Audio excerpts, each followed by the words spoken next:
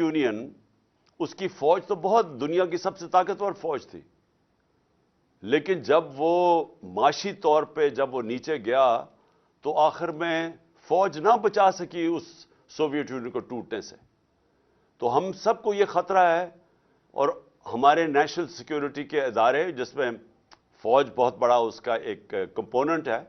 ان سب کو آج سوچنا چاہیے کہ آج ہم کھڑے کدھر ہیں۔ اور میں اپنی عدلیہ کو، کیونکہ ہماری عدلیہ کا بھی ایک بہت بڑا رول ہے اس ملک کے اندر، ان کو اپنا رول پلے کرنا چاہیے،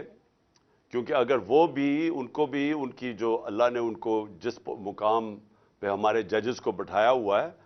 تو وہ جواب دے تو وہ بھی ہوں گے کہ خدا نہ خواستہ اگر یہ ملک اور اسی تیزی سے نیچے چلا گیا۔ اس کے علاوہ بزنس کمیونٹی ہے پاکستان کی، مجھے ابھی تک حیرت ہے کہ بزنس کمیونٹی کیوں نہیں آواز بلند کر رہی،